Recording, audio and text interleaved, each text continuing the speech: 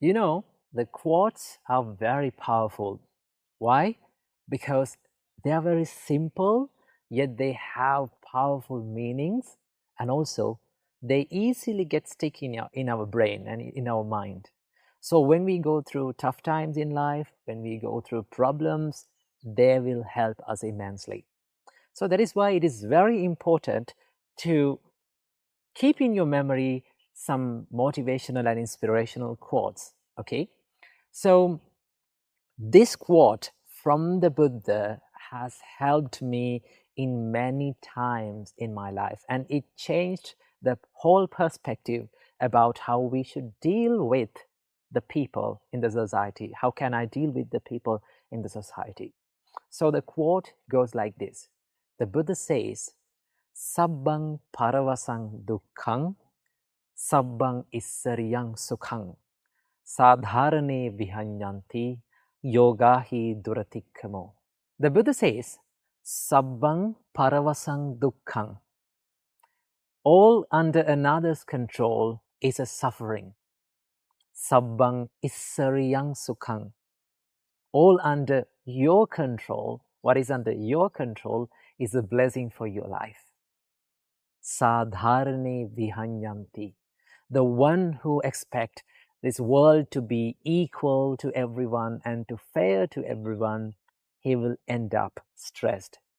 And yogahi duratikkamo. Finally, he says, to escape from the bonds from this world and these expectations and attachments from this world is a very, very tough task.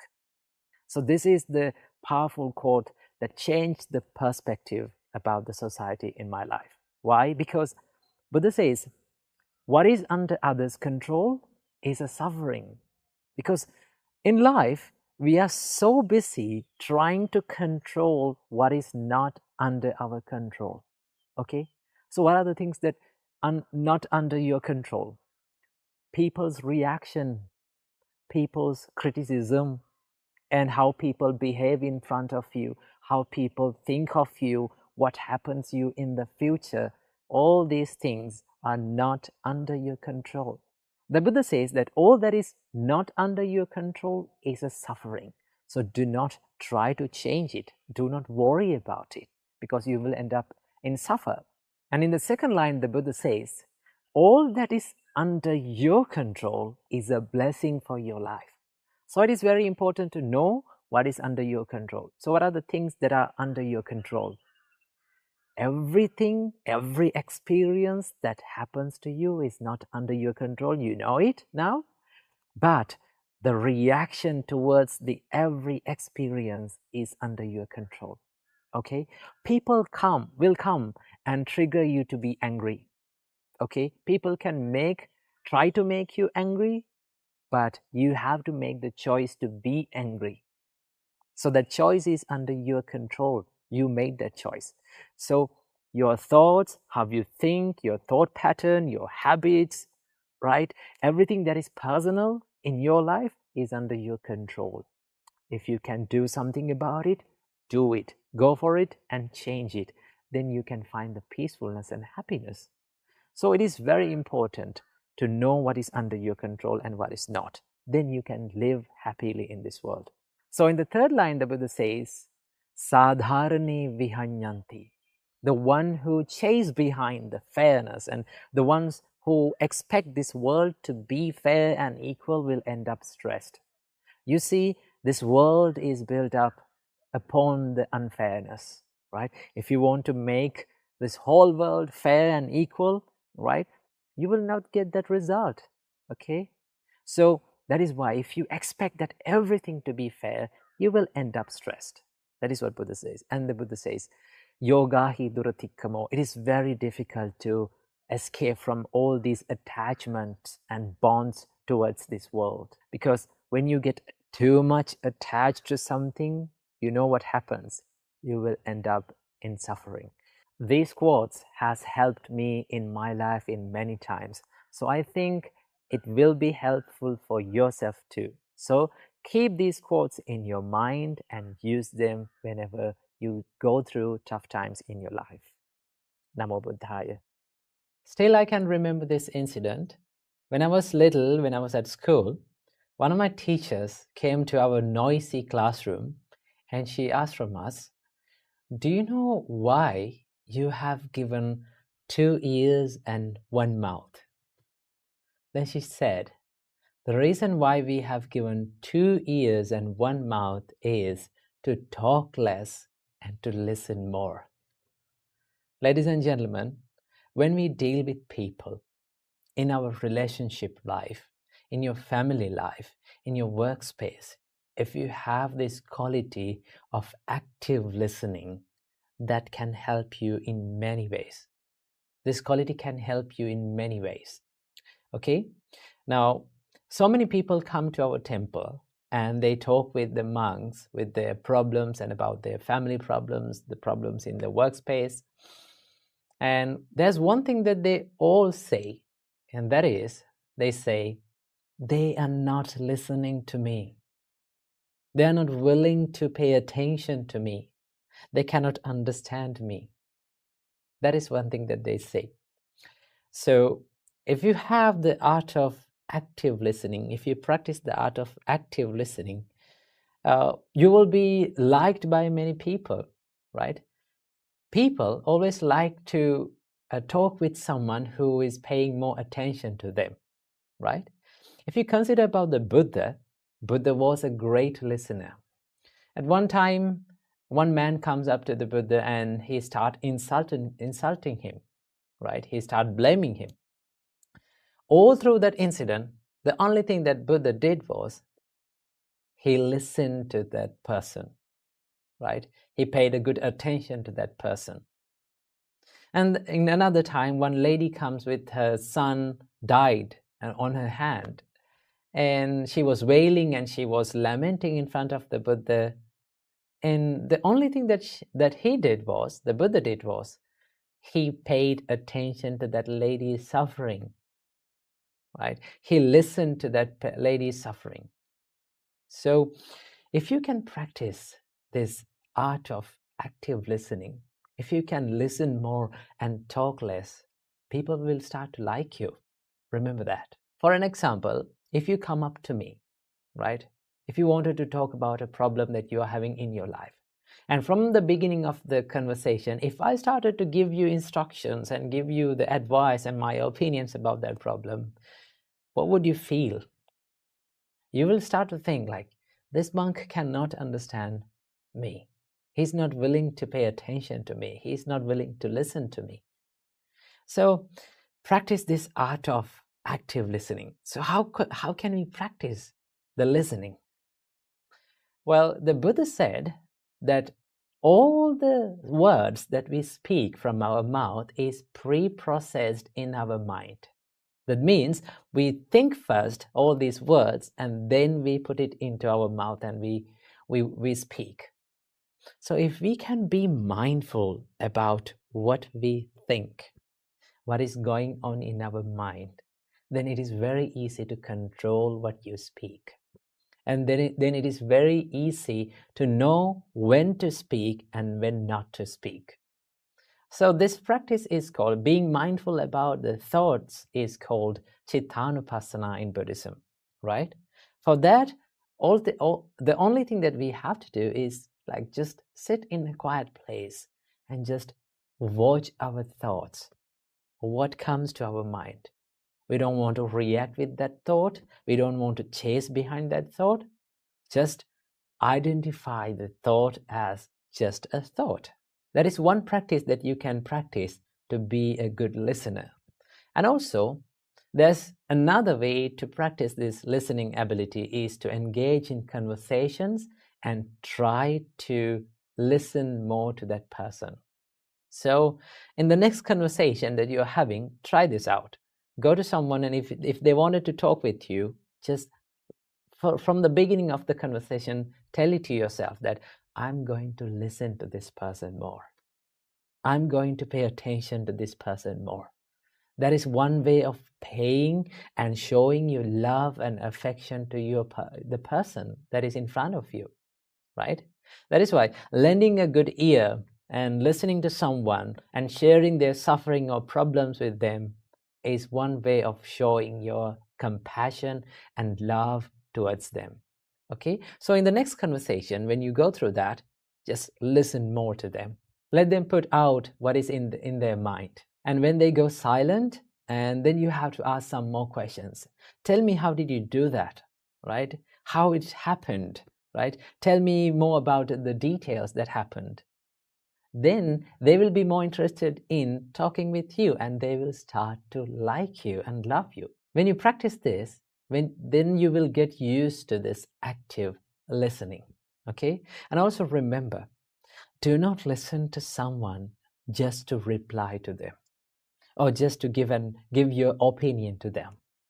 Always listen to people to understand about their situation, to understand who the person behind these words, and to understand the intention behind these words. When you do that, then you will become an active and a good listener, and then you will be liked by many people. So that is all about the active listening. Be mindful about your thoughts and listen more than you talk. Keep that in your mind. Namo Buddhaya. Namo Buddhaya. Welcome and welcome back to another video.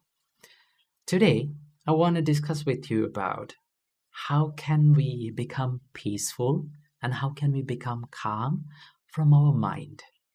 Now we know that we are living in a world where we are constantly bombarded and constantly overloaded with information, with distractions and all of the chaos. So what happens when we live in such an environment is we become so reactive, and we tend to lose our peacefulness. We tend to lose our calmness in our mind. And then what happens is our frustration, stress, and depression builds in.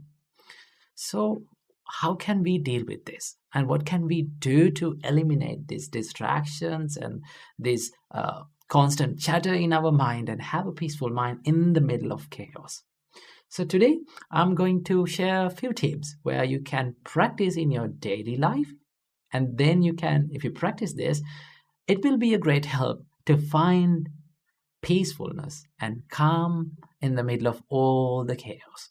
So the first thing that you have to understand is calmness and peacefulness is not an outer source. It doesn't come from outer world, right? It can be found within. So no matter where you live, no matter what the place you live, no matter what you do, if you really focus on this calmness, and if you're clever enough to find that, then you will be able to find the calmness and peacefulness in the middle of all the chaos. So always remember, calmness and peacefulness should be built and should be developed within, okay? And also, you have to remember one thing, that calmness and peacefulness is not about emptying your mind, right? When you become calm and peaceful, it doesn't say that there's nothing in your mind, no thoughts in your mind, right? Thoughts may appear in your mind, right? There will be lots of thoughts and train of thoughts will be appear in your mind. But when you become really calm and when you become serene from your mind, you tend to not to react to all those stimulations. That is what the real calmness and peacefulness means, okay? Normally, when the thoughts appear, right? When all these kind of trains of thoughts appear in our mind, what happens to us is we oftenly react to them, right? We become panicked and we tend to react to them. So the reason why this happens is because we think the thoughts as us. And we tend to think that I am what I think and I am my thoughts. But in reality, thoughts are not you. You are not your thoughts, right? Thoughts are just like, they're coming and going. It's like clouds, right? There's the sky and there's the clouds, right? So what is the nature of a cloud? It comes and it swarms around and it goes off, right? Sometimes the sky is cloudy, sometimes the sky is moody, sometimes the clouds are scattered here and there, and sometimes the sky is empty. So you are like the sky and your thoughts are like the clouds. Okay, so there's a huge distance between the sky and the clouds. But we often think that the clouds as the sky. Sometimes when it is raining, sometimes when it is moody, we blame to the sky, right? We tend to say that, oh, this weather is not okay. The sky is always raining and it's moody. But sky is not raining. Clouds are what forms the rain, right? Clouds forms the rain. So same as that, when the thoughts appear in your mind, you can take a little step back and think, should I react to this? Should I react upon these thoughts? For an example, if an angry thought came to your mind, what should you do? Just pause a little bit and think, should I react to this? You can have a little bit of a time and think about it. Oh, this is anger. I should not react to this. This is jealousy. I should not react to this. Okay? It's okay to have thoughts in your mind. But if you want to be peaceful, you should not, and you should choose to not to react to those thoughts. So there are a few practices where we can do in our daily life to to make a little bit of a help to this peacefulness and calmness. One thing that you can do is that you can slow down your body movement for a little time period of the day. Maybe like when you have time and when you're working by yourself, maybe like you're walking, maybe like you're writing something, or maybe like you're studying. Try to maintain slow body movements. Now, why I say this? Because our body and our mind is highly interconnected. Okay? When our thoughts become panicked, our body become panicked. So in the other way, if we calm down and if we slow down our bodily movements, it will be a great help for us to slow down the thought process. Then you can take a little time and think about what comes to your mind. That is one thing that you can do. And also there's another great practice that Buddha told us to do, that is called breathing meditation. When you do the breathing meditation, you reduce these heavy loads of thoughts into two thoughts, in breath and out breath. In breathing meditation, all what we are doing is you are constantly becoming aware of in breath and out breath. When you do that, it's sort of like condensing your mind. It's sort of like making your mind soft and peaceful and non-reactive. That is what you can do. And also there's another thing that you can do is to not to judge your thoughts and to be aware of your thoughts. I will give you an example. It's like you're watching a traffic pass by the side of the road, right? You can see cars and bikes and vans and buses are going, but you're not going to judge them. You're not going to stop them. You're not going to chase behind them. You sit by the road and you just watch them. Let the vehicles be the vehicles and you be you. In the same way, let the thoughts be the thoughts and you be you. When you become less reactive to your thoughts, you can find that peacefulness and calmness in your mind. So I hope you got some light about the calmness and peacefulness from this video. So I hope may all of you be well and happy, and may all of you be calm and peaceful forever. Namo Buddhaya. Namo Buddhaya. Welcome to another video. In today's video, let's talk about how to control our negative emotions and how to control our mind. Well, the nature of our mind is it always likes to wander in negative emotions and negative thoughts. Negative thoughts like anger, desire or lust, or then jealousy, maybe resentment. These are the negative thoughts that our mind likes to wander in. So how can we control it? Well, our great teacher Supreme Buddha introduced us a gradual training where you can practice this controlling of negative emotions or negative thoughts in your mind.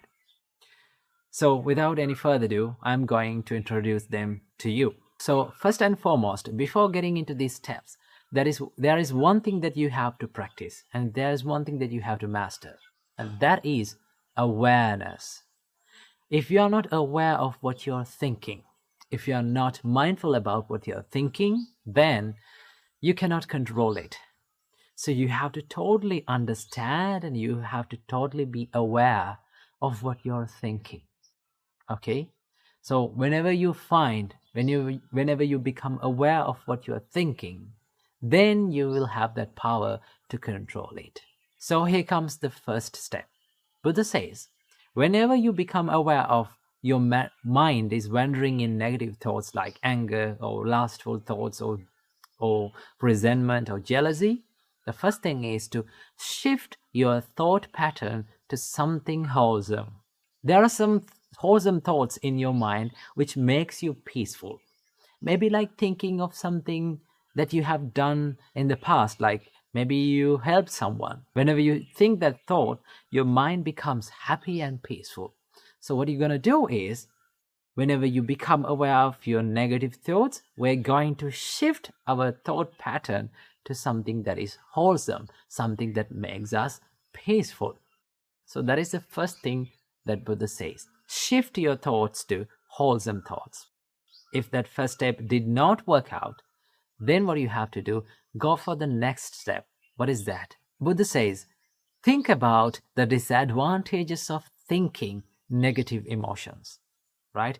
If you are constantly having angry thoughts, then you have to think, these thoughts are hurting myself and others. If I take actions according to these thoughts, it will hurt myself and the others. Remember, it may be a little thought of anger, but if it grow up, what will happen? It will be destructive. So what do you have to do? Think about the drawbacks or disadvantages of thinking these negative thoughts. Then, whenever you see these disadvantages, your mind will tend to stay away from these negative thoughts. Most of the time, we are not aware of these disadvantages. Okay? So what do you have to do? Think, if I keep on thinking these negative thoughts, it is not going to help me. It will disrupt my peacefulness. Right? That is the second step. Then as the third step, Buddha says, pay no mind, pay no attention. If the second step did not work out, go for the third step, to not to pay any attention to that thought, right? See, whenever we give so much attention to something, maybe a thought, it grows again and again, it grows more, right? For an example, if you became angry with someone, and if you keep thinking about him again and again and becoming angry, that anger will grow more and more. So what do you have to do? We have to let the thought be a thought without paying much attention, right? When you just stay away from giving attention, then it will fade away from your mind. It's something like this. Have you seen little babies, when they fall down, they start to cry, right? If the parent or the mother or father see that it is not a big deal of falling, if mother or father did not give any attention to that baby, what does he do? He just don't care about that. He will stop crying. Same thing goes with our mind. If we did not pay any attention to that thought, right? If we did not care about that thought and just let it go and let it pass away from our mind, then it will fade away. That is one way of doing that. If the third step did not work for you, then the Buddha says, go for the fourth step, to relax your thought process, right? Now remember, when you think negative thoughts, your mind becomes so much busy, so much rough and distracted. So what you're going to do is, you're thinking, why am I thinking these distractive thoughts, these negative thoughts that are making me so much busy and making me distracted, right? So what you're going to do is, you're relaxing your thought process to something very soft and subtle. Maybe like loving kindness, maybe like compassion, right? Maybe like gratefulness. When you think those thoughts, When you think more positive thoughts, your mind or your thought process becomes so much relaxed. And then if the fourth step did not work for you, then it comes the final step. This is something that we have to do with a great care. I do not recommend for everyone to do this. This should be done with a great experience and a good practice, right? And that is to crush your thought with awareness, right? You have to be totally aware of your thinking pattern and have a good determination to your mind that I am not going to think these negative thoughts, right? But this should not be done by everyone, right? Some may be not good at this, right? If you keep on becoming aware and if you keep on forcing this mind, it will grow more and more these negative thoughts. So if all those 4 steps did not work for you, then you have to go for the final step, right? So it is much better to practice these 4 thoughts before doing the final one. Okay, so practice these things. When you practice, you will feel and you will understand that your negative emotions are fading away little by little. Remember, this is not going to happen overnight. It will take a long time to do this, but you have to keep on practicing. Keep on doing it. Make it a habit, and then you will become a master of it. So practice this practice and make your mind a place where free from negative thoughts. Namo Buddhaya. Namo Buddhaya. Welcome to another video. In today's video, I'm going to introduce you to the most famous Buddhist text in this world. Now, if you are new to Buddhism and if you'd like to learn more about Buddhism, this is one of the best books that you can read. So, the book's name is Dhammapada. Now, what is Dhammapada? Dhammapada is a set of verses that was originally preached by the Buddha himself, and this Dhammapada contains 423 verses in it, and these 423 verses are divided into 26 chapters. So why Dhammapada is important? You know, for Hindus we have Gita, and in Christianity we have Bible, and in Islam we have Quran. Same like that, to the Buddhist world we have Dhammapada. Now Dhammapada is not the only text that we have to learn Buddhism. There are many texts, but this is called as the Handbook of Buddhists. Why it is called as Handbook of Buddhists? If you went through 2-3 random pages and if you read on 2-3 verses, you can learn many life advices. You can learn many Dhamma facts about life. So that is why it is called the Handbook of Buddhists. So that is why it is widely used, and this is the most famous Buddhist text in this world. So as an example, if you turn to a random page and if you read a verse, you can find something very valuable. Let's go for that. So in 236th verse, the Buddha says, "Make an island for yourself. Strive hard and become wise. Get rid of impurities and cleanse of stain. You shall enter the celestial abode of the noble ones." It goes like that. So if you turn to another random page and if you read a verse, it goes like this. "The good shine even more afar, like the Himalayan mountain. But the wicked are unseen, like the arrows shot in the night." So if you turn to random pages and if you read, you can gain many life advices and many valuable Dhamma facts. So that is why we have to use this Dhammapada. If you are interested in using this Dhammapada, I will link down some links below that you can find Dhammapada and read it online also. And also there are some links that you can download the PDF file, links down below.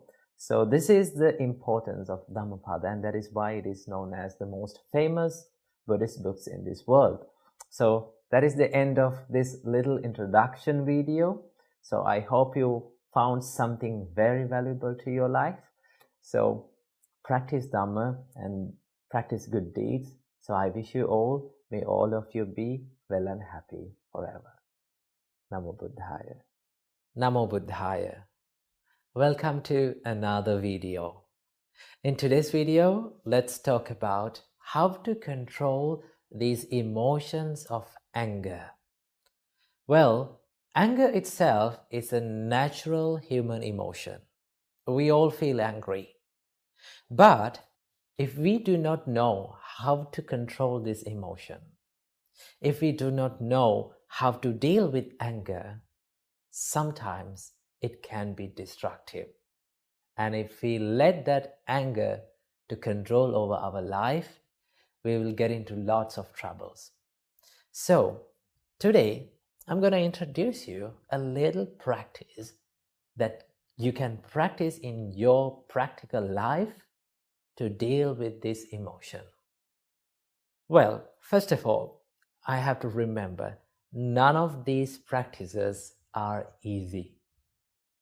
In fact, nothing in life that brings us the happiness, that brings the peacefulness to your life is not an easy task. It is a difficult one. Though it is difficult, we cannot abandon it because we like to be happy and we like to be peaceful in our life. So that is why Buddha said that everything that brings the happiness to your life is a difficult task. So what are the things that we can do to deal with these emotions of anger? Well, the first and the foremost thing that you can do to deal with these emotions is to acknowledge that your thoughts are in anger. If you don't know your thoughts are in anger, you cannot deal with it. So this includes the mindfulness, right? Whenever you are about to get angry, whenever you feel that you are triggered by this anger, just ask this question: what am I thinking now? In which mode my thoughts are in now, right? Whenever you ask that question and whenever you answer it, you can find, oh, I'm about to get angry now. Now my thoughts are in anger. That is the first step, to know that you are angry. Then it comes to the second step, right? So in this second step, if you look at this, if I ask a question from you, whenever you feel angry, imagine a situation that you have felt angry about something or someone, right? How your breathing pattern works. How our breathing pattern changes when we feel angry. It speeds up and we take short breaths, right? So that gives the sign to our body, that gives the message to our body that now you're ready for getting angry. We are breathing heavily, we are breathing in short periods, and we are breathing speedily. So the first thing that you can do is to slow down your breathing pattern. Take a deep breath in and let it out. Take another deep breath in and let it out. Slowing down the breathing pattern will help you to calm your body and calm your mind, right? Whenever we feel calm and when we are about to take a rest, what is the thing that we do? For an example, after a long day of work, when you come home and after having a good shower, if you fell on the couch, right? If you fell on the bed, what is the first thing that you do? You take a deep breath in and let it out. That is the thing that you do. That means you are giving the signal to your body that you're about to get calm or to have a rest. So the thing that we have to do, whenever we feel angry, whenever we feel we panicked, just give the message to your body that be calm by taking 2 to 3 deep breaths in and out. right? So breathing can help you a lot. Then as the third step, now you're a little bit peaceful and calming. Now you can wisely reflect on your thought pattern. When you reflect about your thoughts, you can find, why did I become angry with this person? What is that? Then you can find that anger does not prevail in an outer world, in that person or that thing, a specific thing. Anger prevails in my mind, right? It is something that I have created. Whenever you come to a situation that you are triggered to be angry, you come up with these two choices, either to react with negativity or to respond with positivity. That is up to you, right? And your experiences and your good and bad experiences depends on these choices that you make. So you totally have the power and you totally have the privilege to respond with positivity, right? So you have to believe in patience for that. Remember, there is nothing in this world, there is no problem in this world that has been solved with anger. That is why Buddha said, anger does not cease by anger, or hatred does not cease by hatred. Hatred is ceased by love and kindness only. So you have to believe in patience and compassion and forgiveness. That is the way that you are going to solve the problem, right? Though you react in anger, though you yell out or scream or take actions with anger, that is not going to help. That is not going to solve the problem. It will make the problem even more worse. I have seen lots of people who could not control their anger for a split second. Just because they could not control their anger for a split second, now they are regretting for their whole life. So remember, anger is not going to help you. So when you believe in patience and kindness and compassion, you will have this strength to face that situation more positively. Remember what Buddha said. The Buddha said, before you do something from your body, from your speech, or from your mind, just wisely reflect that what I'm going to do, is this worthy of doing?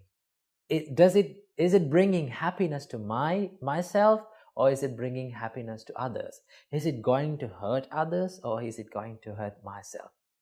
If it is hurting you and if it is hurting to other self, do not try to do it.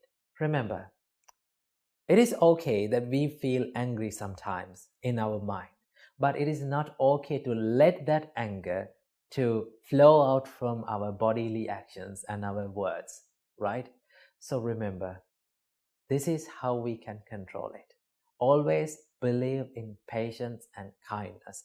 That is where you're gonna solve the problems. So this is a little practice where we can deal with these emotions of anger.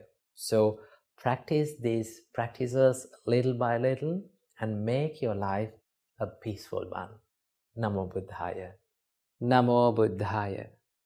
Welcome to yet another episode in Buddhist meditation series. In today's video, we are going to discuss about the Karuna meditation, the meditation on compassion. Coming right up.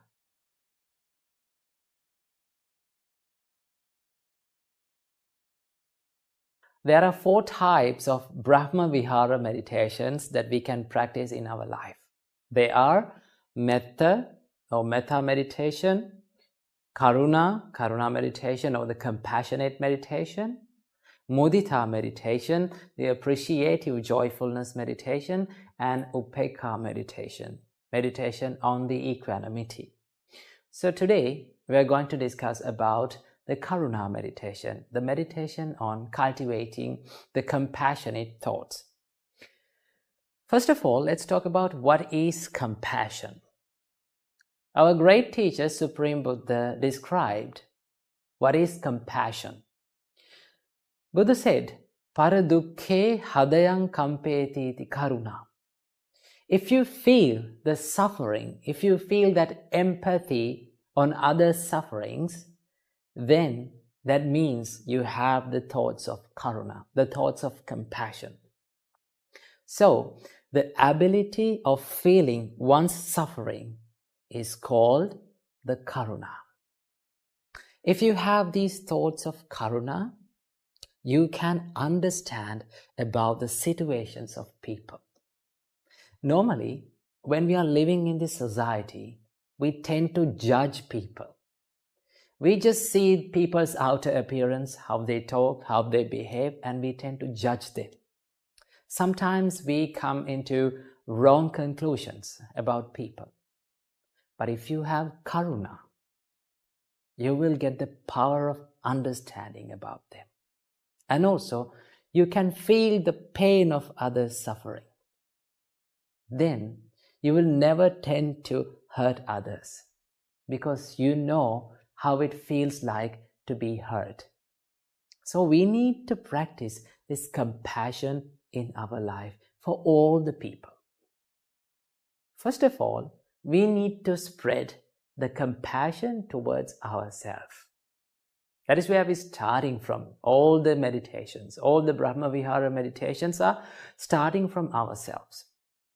We start to spread love and loving kindness, or the metta meditation. When we are doing the metta meditation, we start to spread the love and kindness to ourselves first, then to the others.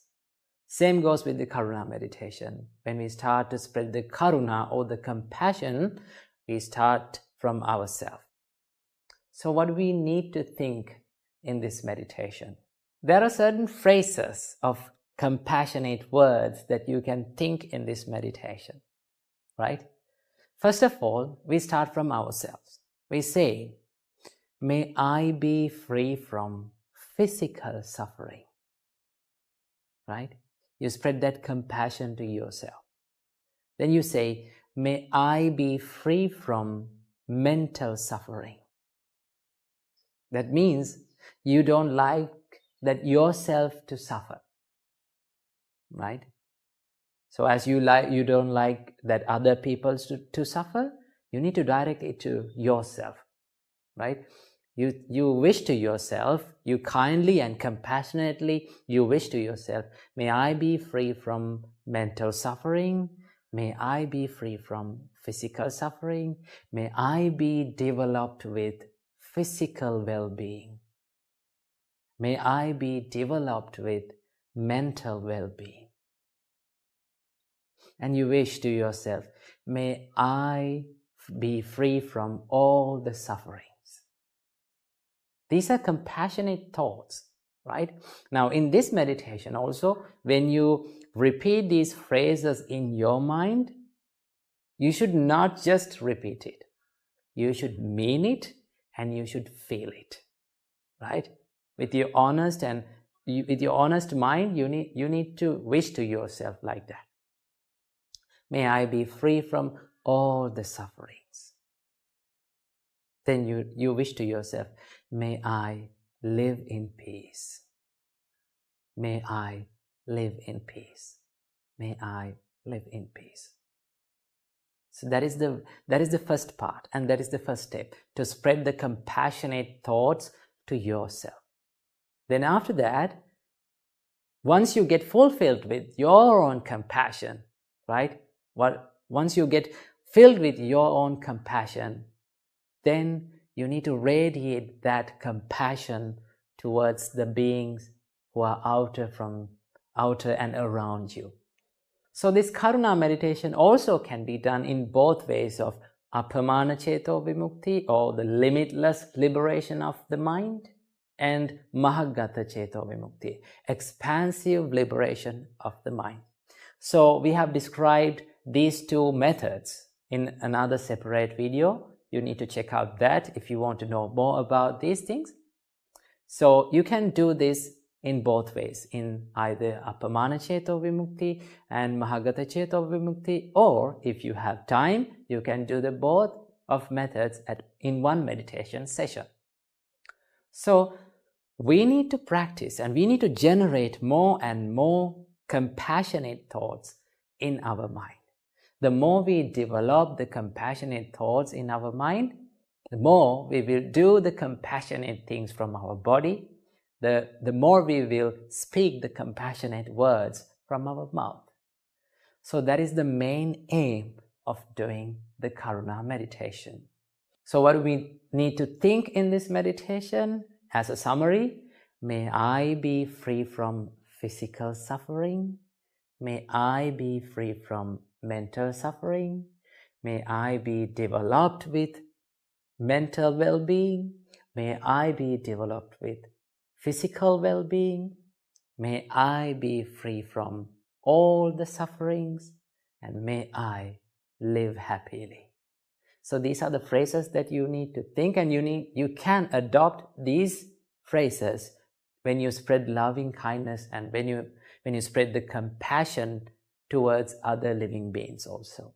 For an example, if you spread the compassionate thoughts to the beings around you or to the beings in your room, then you need to think, may all the beings in this room be free from physical suffering, be free from mental suffering. Like that you have to think. So these are the ways, and this is how we do the compassion meditation or the Karuna meditation. So remember, when you master this meditation, when you master the thoughts of Karuna or the compassion, your bodily actions will be more peaceful and more kind and compassionate, and your words and the way you behave will be changed.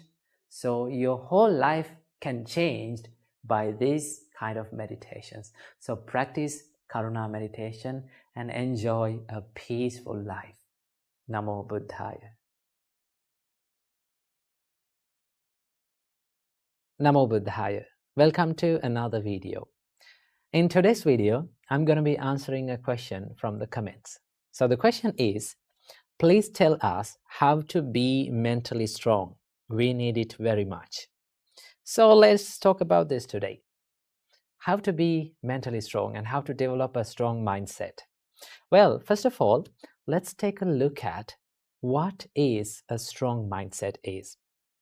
Now, just take a look at this Dhammapada verse from the Buddha.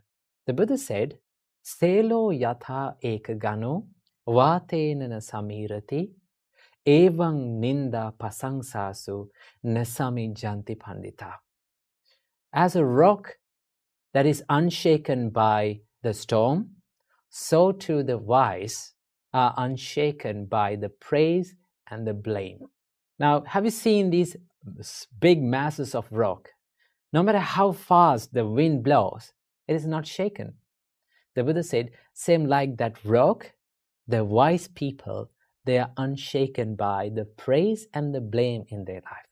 And that is a strong mindset. So in this video, I'm going to be sharing with you a few tips that you can practice to build up a strong mindset. Tip number 1 is to maintain a stable mindset in ups and downs in life, right? You know, life is like an ocean. Sometimes ocean is calm and quiet and peaceful, and sometimes it is stormy, right? We face ups and downs in life. The Buddha said these are called 8 worldly conditions, attaloka Dhamma. That means praise and blame, gain and loss, fame and disgrace, and pleasure and pain. These are the 8 worldly conditions that we face in our life. Remember these things. So Buddha said, accept these ups and downs in life.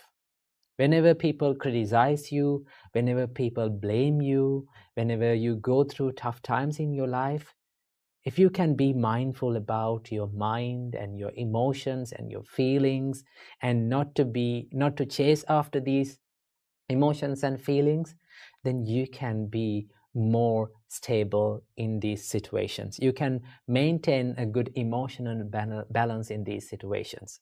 So it is very important to be mindful and to practice the self-awareness in these situations. And also remember, you will not be able to always get the sweet comments and sweet opinions and sweet experiences in your life. Life will give tough times to you. Life will throw lemons at you. So you have to maintain a stable mindset whenever you go through these situations by practicing the mindfulness, and the self-awareness. Remember that. Tip number 2 is to build the resilience inside the mind. The resilience means the ability to stand up and bounce back when you go through the adversities and when you go through the challenging situations in your life. To practice this, one thing that you have to know and one thing that you have to understand is that what is in your control and what is not in your control. If you have a good understanding about what is in my control in my life and what is not in my control in my life, right? For an example, if people comes up to you and if they're starting to criticize you, those criticisms, those words that other people speaks about you is not under your control. But what is in your control is your reaction to them. It is always a choice. You can think about this like, should I become angry with this? Should I take this negativity? Should I share this negativity with them and be negative as them? If you can question like that, then you're not ready to take that negativity. And also remember, having a strong mindset does not mean that you're falling down and you're feeling hurt and you're feeling down. Having a strong mindset means you can stand up as soon as possible when you go through these tough situations. You can quickly stand up and you can quickly retrieve back to the normal situations in your life. That is called the resilience. So to practice this, you have to have a good understanding about what is in your control in your life and what is not in your control. The experiences happens to you and the things that people say to you, other people's opinions, other people's thoughts about you is not under your control. But all the things that is inside your mind, your opinions about them, your reaction to those experiences, totally under your control. So if something is not under your control, you don't want to worry about it because you cannot make any change about it. But if something is under your control, definitely you can make a change about it. You can change your choice, but not others. So remember that. And also you have to cultivate a problem-solving mindset. If you're easily panicked by the problems, or if you're easily triggered by the problems, then it is not easy to solve the problems, right? But if you can maintain a calm and a peaceful mindset, even when you go through the problems or tough situations in your life, then it is very easy to go into the roots and solve the problems. Sometimes we take the problems as ourselves. Like we think, we are the anger. I am this problem. Why is this happening to me? Right? Remember, everything that happens to you will be impermanent. It is not a permanent thing, right? It will be changed one day. So what do you have to do? Keep that problem aside and try to dive into the roots of that problem. Ask from yourself, why this thing happened to me, right? What is the reason for this, right? What is the real reason for this? Where did I make the mistakes? And go to that problem, go to the root, and then you can solve that problem. That is how you build up a problem-solving mindset. And finally, tip number 3, last but not least, you have to practice a mindset of self-love and self-compassion. Remember, if you're loving yourself, if you truly love yourself, you're not going to take other people's negativity with you, right? You're not ready to take other people's negativity with you. Whatever the thing that comes up to you, whatever the person comes up to you and like bring their negativity with you, you say, well, I'm not going to take this negativity with me. I want to be peaceful. I want to love myself. I truly love myself. Therefore, I'm not ready to take your negativity. I'm not sharing this negativity with you. That is called self-love and self-compassion, right? To practice this, you can add up a simple practice that you can do it daily, right? When you get up early in the morning, just sit on your bed and think, no matter what happens during the day, I am going to love myself. I'm not going to take any negativity from this world, right? I'm going to empty my bin and I'm going to take a new bin to this world, right? You know, if you've kept all the bad things and trash in your bin for a long time, what will happen? If you're in your trash bin, it will start to smell, no? But if you remove every single day all the trash in your bin and make it make it a clean place, then it's very easy to live. It's very easy to be peaceful within.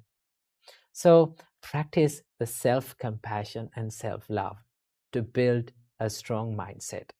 Some people think that the people who are easily lose their temper, some people think that people who show their toughness and rudeness, they have this strong mindset. But no, anger and showing this negativity is not a sign of strength. It's a sign of weakness, right? If you are easily triggered by people, if you're easily triggered by the people's reactions, then it's not a strong mindset. The strong mindset is the mindset that is not disturbed by the ups and downs in your life. So practice these simple steps, right? Build a stable mindset, make your mind a resilient one, and finally, love yourself more than any other person in this world. When you practice these steps, you can build up a mindset that is unshaken by the ups and downs in your life. So I wish you all, may all of you find the happiness in your life. Namo Buddhaya. I teach meditation and Buddhism for a lot of kids. Sometimes they say, "Oh, meditation, it's boring," isn't it? Is meditation boring? No? Yes, it is boring. But boring is peace. Boring is peace. What do you do? What are you doing usually to be in peace? What do you want to do? You let go of all the distractions. You keep your mobile phone away. You keep other things away. You just be somewhere else. That is to feel the peace. So yes, meditation is boring. But what is boring is peace. Okay.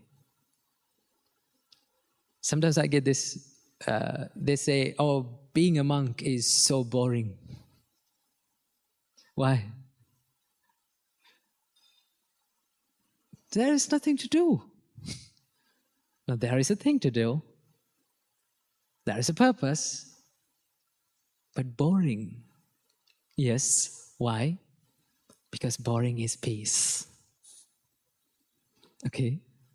Don't underestimate the boring. Peace. We find peace in boring. Once you become distracted, what happens to you? Huh? Once the life become not boring, you become distracted. Peace is always boring. I know, meditation is boring, but it's peaceful. We have to seek it. And once you seek it, you find that you can enjoy this. And then meditation becomes, boring becomes enjoyable. Calmness becomes enjoyable. Understand that?